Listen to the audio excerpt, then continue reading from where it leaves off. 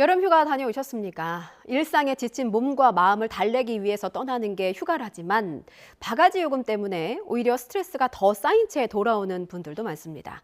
국내 숙박 요금은 부르는 게 값이라는 말이 나올 정도다 보니까 차라리 해외여행 가는 게 훨씬 저렴하다 이런 얘기가 나온 지도 오래됐습니다. 해마다 반복되는 바가지 논란, 근절할 수 있는 방법은 없을까요? 한라대 문화관광경영학과 류시영 교수와 함께 자세한 얘기 나눠보겠습니다. 교수님 나와 계시죠? 네, 안녕하세요. 예, 예. 강원도 원주에 있습니다. 한라대학교 문화관광경영학과의 유시영 교수입니다. 반갑습니다. 예. 교수님 최근에 제주도로 휴가 다녀오셨다고 들었습니다. 제주도 분위기 어떻던가요?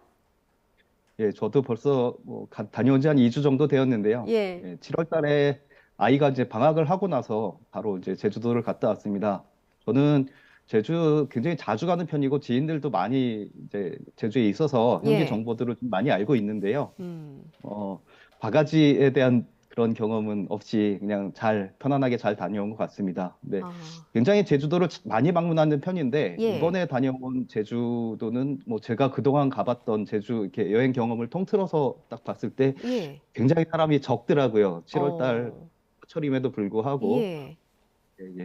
그 코로나 시기에는 정말 많이 있었는데, 지금은 해외로 많이들 가신 건지 어떤 건지, 그렇게 많지는 않았습니다. 그래서 뭐 여행을 하는 입장에서는 조금 여유롭게 이렇게 다녀오긴 했지만, 그래도 관광 쪽에 종사를 하고 있는 전문가로서 그 원인이 좀 궁금하기도 했고, 시장 분들하고 이렇게 상인들하고도 만나서 얘기를 해보니까, 음. 그런 직접적으로 피부로 느끼고 있다라는 얘기를 많이 하시더라고요.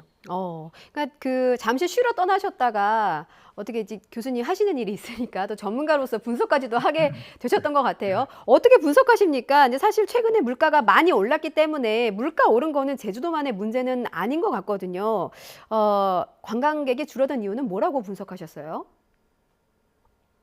정말 여러 가지가 있을 텐데, 이렇게 코로나 때 일단 뭐 못 갔던 부분, 그게 예. 좀 이제 폭발을 하면서 외국으로 좀 많이 간 것도 있지 않을까 이런 생각이 들고, 그리고 코로나 시기가 이제 진짜 우리 사회에 정말 많은 영향을 미쳤다라고 생각을 하는데, 그 시기 동안에 어떤 물가에 대한 부분, 워케이션이나 이런 걸로 이렇게 음. 휴가철이 아니어도 여행을 갈 수 있는 이런 것들이 좀 많아지면서 좀 분산된 영향도 있지 않을까 이렇게 생각을 합니다. 예. 저희가 바가지 요금의 논란에 대한 말씀을 좀 나눠보려 합니다. 네네. 국내 여행을 계획하시는 분들 중에서 이제 비용을 계산을 하잖아요. 그래서 쭉 목록을 작성을 해보면 가장 큰 비용을 차지하는 게 바로 숙박 비용이더라고요. 그런데 숙박 비용은 뭐 휴가철에는 부르는 게 값이다라는 말은 뭐 예전부터 나왔던 말이기 때문에 보통 휴가철에 숙박하려면 1박에 어느 정도를 좀 예상하면 될까요? 이게 이제 숙박을 어디에서 묵느냐에 따라서 조금 이렇게 당연히 차이는 있겠죠. 예. 뭐 호텔에서 묵느냐, 콘도나 펜션이냐 이렇게 이제 그거에 따라 차이는 있을 텐데 지금 화면에 나가는 것처럼 평균 한 27만 원 이 음. 정도로 나왔다고 하고 좀 숙박 형태로 보면 좀 달라질 것 같습니다. 근데 그 금액이 얼마냐도 중요하지만 예. 전체적인 이제 전체 여행비에서 차지하는 비중을 보면 음. 뭐 저도 이게 자료를 좀 찾아봤는데 예. 출처가 정확하게 기억이 나진 않지만 식비하고 숙박비가 한 30% 정도를 차지하고 있습니다. 그러니까 어. 내가 뭐 예를 들어서 전체 예산이 100만 원이다라고 했을 때 음. 숙박비와 식비가 차지하는 게 그 두 개가 이제 절반 이상을 차지하고 있는 거죠. 음. 그리고 그 안에서도 지금 이제 화면에 나오는 것처럼 콘도나 호텔을 이용할 때 좀 많아지고 있는 그런 예, 현상들이 나타나고 있습니다. 예. 숙박비 비중은 한 27%, 8% 정도를 왔다 갔다 하다가 코로나 이후에 조금 더 증가하는 그런 경향이 나타나고 있는데 이거는 코로나를 겪으면서 뭐 위생이나 안전이나 이런 것들에 대한 이제 관심이 높아지니까 조금 더 고급 시설을 찾는 게 아닌가라는 음. 생각이 들고요. 식비에 대한 비중은 이제 물가 상승률하고 이제 거의 이제 정확하게 영향 미치는 그런 부분이 아닐까 이렇게 생각을 합니다. 예. 교수님 원주에 계시다고 했는데 어제 그 강원도 동해안의 바가지 물가에 대해서 제가 시청자 여러분께 전해드린 바가 있어요. 동해안에서 불법 숙박업소 아파트를 그냥 불법 숙박업소로 운영을 하면서 1박에 50만 원을 받더라는 거예요. 그 단속 현장을 저희가 시청자 여러분께 전해드린 바가 있는데 이렇다 보니까 휴가 비용에서 숙박 요금이 차지하는 비중이 사실은 굉장히 크고 말씀해주신 평균 비용보다도 더 많이 지출해야만 했다라고 강변하시는 시청자분들도 있을 것 같습니다. 자, 이렇다 보니까 10명 중에 한 7명 정도는 아직까지 휴가 계획이 없거나 정하지 못했다. 이렇게 답한 설문조사 결과도 나왔다면서요? 예, 저도 그 내용을 언론에서 접한 적이 있는데요. 예, 참, 이 바가지 요금 문제가 정말 지역에서는 제 강원도에 있다 보니까 또 강원도가 관광으로 굉장히 또 이렇게 관광이 중요한 산업이다 보니까 예. 관심이 많은데, 아, 참 이게 어려운 문제네요. 네, 뭐 자정 노력이 좀 더 필요할 것 같다는 생각이 들고요. 음, 지금 말씀하신 어떤 휴가 계획에 대한 이 설문조사 결과는 방금 말씀하신 것처럼 이러한 바가지 문제에 대한 영향도 있을 것 같고, 음, 아니면 그 예전에는 사실 딱 휴가철에만 거의 전 국민의 굉장히 많은 부분이 이동을 했는데 지금은 예. 휴가가 좀 분산되는 부분이 있어서 조금 구체적으로 현황을 들여다봐야 알겠지만 진짜로 휴가 계획이 없는 분들도 있을 거고 음. 요 휴가철에 휴가 계획이 없는 분들의 응답도 같이 좀 포함되어 있지 않을까라고 강원도민으로서 한번 그렇게 생각을 해봅니다. 예. 지금 휴가가 분산되는 측면이 있다고 하셨는데 사실 분산되는 이유 중에 하나는 뭐 휴가를 자유롭게 쓸 수 있는 분위기가 더 확산된 것도 있습니다만 요금이 비싸니까 성수기 피해서 조금 저렴한 비성수기에 떠나자라고 생각하시는 분들도 있을 것 같아요. 그래서 저희가 바가지 요금 하는데 사실 수요와 공급 측면에서 보면 사람이 몰리는 성수기에 성수기 요금이라고 책정된 거는 이해는 하겠어요. 그런데 성수기 요금 다르고 바가지 요금은 또 다른 논란이 있거든요. 성수기 요금하고 바가지 요금은 어떻게 다른 겁니까? 이게 참 어려운 질문을 해주셨는데요. 예. 진짜 사전적인 의미처럼 뭐 바가지 요금이라고 하면 뭐 요금이나 물건 값이 실제 가격보다 훨씬 더 비싼 경우를 바가지 요금이라고 합니다. 근데 음. 저도 어제 저녁에 주변에 어떤 지인분들하고 관광 전문가분들인데 지인분들하고 이제 회식 자리가 있었는데 예. 이 얘기를 이제 자연스럽게 관광 쪽에 있다 보니까 이 얘기가 자연스럽게 나왔어요. 근데 네네. 바가지 요금은 제일 큰 문제가 사실 바가지라고 얘기하는 객관적인 기준이 없다는 거죠. 그러니까 음. 이게 기준이 없다 보니까 정책이나 뭔가를 하기에도 어렵고, 뭐, 이렇게 당연히 어떤 제재나 뭐 이런 것까지 정책으로 연결되기 굉장히 어려운데, 이제 성수기 요금은 지금, 말씀하신 것처럼 어느 정도 성수기에 당연히 이렇게 올라갈 수밖에 없는 그런 합리적인 수준이라고 예. 생각을 하고요. 그 수준이 넘어가면 이제 용어 자체가 좀 바가지라고 좀 부정적인 느낌이 들어가는 용어라고 생각을 합니다. 예, 네. 교수님, 그 관광업계에 계셔서 여쭤보고 싶은 게 그 성수기 요금을 결정하는 암묵적인 기준이 있는 겁니까? 그러니까 비성수기에 비해서 뭐 2, 30%는 성수기 요금으로 책정해도 이 정도는 좀 통용이 된다, 이해가 된다라는 기준이 있는 건지 아니면은 정말 부르는 게 값이 돼서 그게 성수기 요금이 되는 건지 이게 좀 궁금하네요. 현실적으로는 요금 자체는 이제 그 업주라고 해야 될까요? 개인 사업자, 민간에서 이렇게 자율적으로 정하기 때문에 어떤 예. 객관적인 뭐 어떤 그 기준이나 가이드라인 정도는 뭐 합의를 통해서 이제 만들어갈 수는 있겠지만 어떤 그런 음. 기준은 없는 게 사실이고 그리고 바가지 요금을 지금 이제 굉장히 뭐 당연히 문제가 있겠죠. 근데 어 좀 정말 많은 논의가 필요할 것 같은데 음. 제가 만약에 뭐 100만 원의 숙박 요금을 지불을 하고 어딜 갔는데 그 이상의 가치를 느꼈다라고 하면 아마 바가지라고 생각하지는 않을 것 같습니다. 그러니까 예. 이게 사람에 따라 좀 경우가 달라서 어 그러니까 바가지 요금에 대한 개선을 이야기를 할 때 진짜 다각도로 퀄리티를 같이 높여주는 부분도 음. 함께 논의가 되면 뭐 지역에서도 그러니까 그런 물론 자격 노력과 여러 가지 제도적인 노력이 함께 있어야 되겠지만 예. 예, 그 좀 다양한 접근이 좀 필요할 것 같다는 생각입니다. 예, 중요한 지적을 해 주셨어요. 자, 그렇다면 바가지 요금에 대한 기사에 달린 댓글들을 보면 이구동성으로 말씀하시는 게 있더라고요. 이 돈이면 해외여행 간다. 가서 같은 돈 쓰고 훨씬 더 기분 좋게 대접받으면서 즐기다 올 수 있다. 그러니까 휴가다운 휴가를 보낼 수 있다라는 취지의 글들이 참 많더라고요. 실제로 해외 여행객이 증가했는데 그렇다면 교수님, 이 해외가 더 매력적으로 느껴지는 이유는 단순히 비용 때문에 있는 것인지 아니면 비용 플러스 또 다른 알파, 그러니까 뭐 서비스에 관련된 문제라든지 이런 것들이 있는지 좀 궁금합니다. 어떻게 분석하고 계세요? 예, 정말 오래 보니까 저는 제주도를 다녀왔는데 해외로 예. 나가는 사람들이 정말 많더라고요. 그리고 또 외국에 나갔던 분들 이야기를 들으니까 여기가 한국인지 해외인지 음. 모르겠다 뭐 이런 얘기를 할 예. 정도로 외국으로 많이 나가신 것 같은데 가격에 대한 바가지 요금이나 이런 요금에 대한 문제도 굉장히 중요한 영향을 미치겠지만 음. 그보다는 지금 말씀하신 것처럼 그러니까 비용 이외의 다른 것들도 뭐큰 영향이 있지 않나 이렇게 생각을 하고요. 예. 이왕 휴가를 간다면, 그러니까 한국에서는 주말이나 이렇게 짬짬이 이렇게 다녀올 수 있는 틈을 가지고 다녀올 수 있는 경험들이 그런 경험들을 만들 수 있으니까 이왕 휴가를 음, 간다면 그동안 못 갔던, 특히 코로나 시기에 몇 년 동안 못 갔던 음, 해외로 눈을 돌리는 경우들도 좀 많아지는 것 같고요. 음, 그 신기성이죠. 사실 우리 여기에서 잘 느끼지 못했던 새로운 경험들을 추구하는 게 음, 이렇게 외국에서는 더 아무래도 이국적인 풍경이나 이런 것들이 좀 영향이 크기 때문에 음, 많이 나가는 것 같습니다. 그래서 예.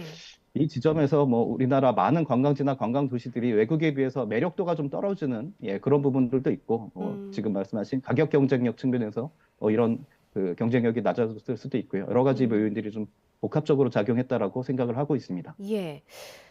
바가지 요금 논란과 관련해서 하나만 더 좀 비교를 해보면 해외 여행지라고 해서 바가지 요금이 없는 건 아니거든요. 그러니까 저도 과거에 여행했던 경험을 좀 되짚어 보면 현지인에게 제시하는 물가가 다르고 관광객에게 제시하는 물가가 다릅니다. 그러니까 바가지 요금 논란은 국내에도 있고 해외 여행지에도 있어요. 근데 그럼에도 불구하고 같은 돈이면 차라리 기분 상할 거면 해외 가서 상하는 게 낫다라고 생각을 하는 건지. 그러니까 서비스 질에 대한 국민들의 불만이 단순히 내수 활성화를 위해서 국민들이 국내로 여행을 가져야 된다라고만 종용할 수는 없는 게 현실인 것 같거든요. 이런 부분에 대해서는 어떻게 보시는지 궁금합니다. 아, 어려운 질문인 것 같은데요. 네. 그 요금이 책정되는 거는 이제 인건비나 뭐 예. 세금이나 각종 공과금이나 여러 가지 사실 그런 부분들도 있고 지금 말씀하신 이제 어, 바가지 요금 일부 상인들 사실 일부 상인이라고 믿고 싶습니다. 일부 음, 분들의 이런 이제 안 좋은 사례가 사실 굉장히 부각이 되면서 나타나는 부분이고 예. 그렇지 않은 분들도 정말 정직하게 이렇게 운영을 하시는 분들도 굉장히 많이 있는데 이런 음, 분들이 좀 더 많이 알려지고 그런 정보들이 좀 많아졌으면 좋겠다라는 생각이 있고요. 뭐 해외도 이게 어느 나라든 어느 관광지든 다 그 성수기에는 요금이 올라가는 부분이 있는데 이렇게 여러 가지 이 예. 자정 노력과 뭐 정보 제공과 이런 것들이 함께 좀 복합적으로 진행이 되어야 될 것 예. 같습니다. 뭐, 바가지 요금 논란이 교수님 탓이 아닌데 제가 마치 취조하듯이 질문을 드려서 너무 죄송하고요. 그 학자로서 좀 대책에 관해서 어떤 고민을 하고 계시는지도 들어보고 싶어요. 그 대표적인 여름 관광지죠. 강원 동해시는 바가지 요금 논란이 너무 많이 불거지니까 오래전부터 요금 피크제라는 제도를 실시하고는 있습니다. 그런데 저는 요금 피크제가 있는지도 사실 몰랐거든요. 그러니까 관광객이 이렇게 체감할 수 있는, 체득할 수 있는 현실은 아닌 것 같습니다. 원인이 어디에 있다고 보세요? 저도 동해시에서 지금 시행하고 있는 피서철 숙박요금 제도이죠. 성수기, 그러니까 7월, 8월 숙박요금을 평상시 요금의 최대 2배 이내로 책정을 해서 사전에 음, 신고를 하고 그걸 넘지 않겠다고 이제 하는 그런 제도인데 예, 올해 제가 찾아보니까 96개 숙박, 민박 업소들이 동참을 했다고 합니다. 근데 음, 이것도 역시 이제 자발적 참여에 좀 기반한 거라고 생각이 되는데요. 예, 저 역시 조금 부끄럽지만 뭐 이 제도에 대해서 사실 이렇게 자주 들어보지 못한 음, 그런 정책입니다. 저 역시도 강원도에 있고 강원도에서 관광을 학생들한테 가르치고 있는 입장에서도 뭐 잘 몰랐던 이제 정책이어서 지금 이제 말씀하신 것처럼 뭐 관광객들이 피부로 와닿게 이제 홍보하는 음, 부분 아무리 좋은 정책이 있어도 이제 알지 못하면 그 효과가 반감이 되기 때문에 이렇게 음, 많이 알릴 수 있는 그러한 부분들이 좀 더 필요할 것 같고요. 예, 네, 그 지역의 어떤 자발적인 참여 이런 것도 음. 사실 시도는 굉장히 좋은 시도인데 정착되고 확산되고 그게 효과를 보는 데까지 조금 시간이 필요할 것 같다는 생각이 듭니다. 예. 숙박료 논란과 관련해서 뭐 일각에서는 뭐 3번 이상 과하게 책정하다가 적발되면 숙박업의 면허를 박탈하겠다라는 취지로 삼진 아웃제를 도입하자 이런 목소리도 있더라고요. 삼진 아웃제 도입되면 좀 바가지 숙박 요금이 근절될 거라고 보시나요? 그 다양한 방법을 찾는 과정에서 나온 이제 논의라고 생각이 되는데 예. 현실적으로 시장 경제에서는 조금 어렵지 않을까라고 생각이 들고요. 이 삼진아웃제와 같은 경우는 뭐 최근에 이제 공중파 방송에서 논란이 있었던 지역 축제나 이런 것처럼 어떤 선정 과정과 뭐 입점 과정 이런 절차를 거치고 입점을 했을 때 뭐 그럴 경우에는 이제 가능할 것 같습니다. 만약에 올해 축제에 입점을 한 어떤 업체가 뭐 문제가 생겼을 때 다음에 배정을 하지 않는다. 이런 식으로에 대한 것들은 가능할 것 같은데 예. 기존에 이제 영업을 하고 있는 어떤 숙박 이제 시설이나 이쪽에서는 현실적으로 적용하는 건 좀 어렵지 않을까 생각이 들고요. 음, 숙박료가 과하다? 뭐 이런 거에 대한 기준 자체도 정하기 어렵고, 그러니까 음, 사람에 따라서 아까도 잠깐 말씀드렸지만, 뭐 나는 뭐 이 돈을 주고 그 정도의 어떤 서비스를 받았다 하면 또 그게 달라질 수 있기 때문에 음. 이거는 좀 뭐 이렇게 논의 과정에서 하나의 대안으로 나올 수는 있지만 조금 신중한 판단이 필요할 것 같습니다. 예. 저희가 이런 논란을 다룰 때마다 항상 결론이 업계의 자정 노력이 필요하다. 이런 해법이 가장 먼저 나오는 것 같아요. 관광 경영학 전문가로서 또 다른 혹시 해법을 생각해 두신 게 있으신지. 올해와 내년은 정부가 지정한 한국 방문해잖아요. 그러니까 우리 네. 관광지에 국내 관광객이 가는 것도 중요하고 해외에서 들어오는 관광객이 한국의 어떤 미를 즐기는 것도 중요한 부분이기 때문에 전문가로서 어떤 해법을 좀 갖고 계신지 들어보고 싶습니다. 네, 뭐 근본적인 해결책이라고 말하기는 어렵겠지만 지금 말씀하신 것처럼 원론적인 얘기, 자정 노력이 가장 중요하다고 생각은 사실을 하고 있습니다. 예. 근데 그러기 위해서 지속적인 교육이 필요하고요. 사실 그러니까 지금도 뭐 검색해서 찾아보면 교육이나 어떤 캠페인이나 굉장히 많이 하고는 있는데 이 휴가철에 집중이 되어 있었거든요. 음. 그러니까 이때만 반짝 그 시기에만 성수기에만 반짝하는 게 아니라 이러한 교육이 연중 지속적으로 좀 관광 종사원 교육과 여러 가지 관광 인력 교육이 이제 필요하다라고 생각이 되는 부분이 있습니다. 제가 예. 개인적으로 강원도 평창에 관광 택시라는 사업이 있거든요. 근데 택시 기사님들 교육을 지금 5년째 교육을 진행을 하고 있습니다. 음. 네, 뭐 정기적으로, 뭐 정례적으로 연간 이렇게 교육을 하다 보니까 기사님들의 어떤 그 서비스 퀄리티나 이런 것들이 굉장히 높아졌다라고 생각이 되거든요. 근데 이게 한때 잠깐 하는 게 아니라 이제 지속적으로 하는 부분이 조금 이게 당장 효과가 있을지는 모르겠지만 음. 장기적으로 그렇게 좀 봤으면 좋겠다라는 생각이 들고요. 예. 그리고 요즘 지역 소멸이다, 뭐 생활인구, 관계인구, 뭐 고향사랑 기부제 이런 여러 가지 지역 활성화를 위한 논의들이 많이 나오고 있는데 바가지 요금 문제를 관광과 관련된 부서에서만 이렇게 접근할 게 아니라 예. 크게 보면 생활인구나 이런 것처럼 인구 정책, 생활인구 유입 정책 이런 것까지 조금 넓혀서 이렇게 지역의 이미지와 관련된 부분이잖아요. 그래서 음. 관광뿐만 아니라 다양한 부처에서 좀 같이 고민을 했으면 좋겠다라는 예. 생각입니다. 예, 알겠습니다. 저희가 그 일부 여행지에서 벌어지는 바가지 요금과 관련해서 교수님과 함께 말씀을 나눠봤는데요. 물론 현장에서는 바가지 요금 없고 정말 양심적으로 관광객을 대하는 상인분들이 굉장히 많으세요. 저희가 오늘 이런 논란을 다뤘다고 해서 너무 마음 상해하지 마시고 더 좋게 좋게 만들어 보자는 취지니까 한번 이해해 주셨으면 좋겠습니다. 지금까지 한라대 문화관광경영학과 류시영 교수님이었습니다. 말씀 잘 들었습니다. 네, 감사합니다.